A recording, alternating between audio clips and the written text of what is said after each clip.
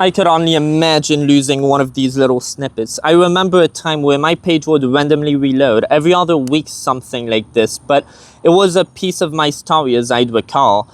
I guess it still is kinda like that. Well, I'd lose it, and I'd lose it every time, but what could I do?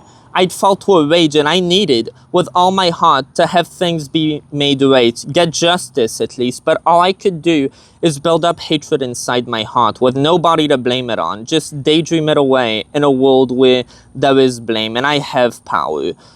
Oh, how our minds can be hungry for blame in a world like this one where God's not making things right. And I hate how all this can be used to make things even worse by people who know your anger enough to know how to channel it elsewhere. Because evil really is self-sustaining. It really echoes with contagion, even through walls no one can hear. Through the hurt of the silence, it hurts somebody.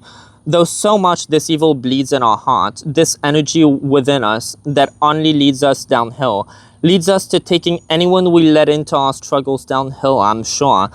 Why we're all alone, even if you could find the words. There's too many of them for anyone to read, and, well, so much to read. I can't believe I wrote all of that in one night, since the one that starts with "time feels longer." Well, I guess time flies when you should be going to bed, but this feels... It's like I'm finally failing forward. I hope that's not why my OCD is so awful, because the emotions I feel, I'm so scared of that emotion now, you know what? That this really feels different, what I have here. And I'm so scared of what always follows, at least so far, and I have a long record. I hate that I'm so scared now, that things really do feel different again.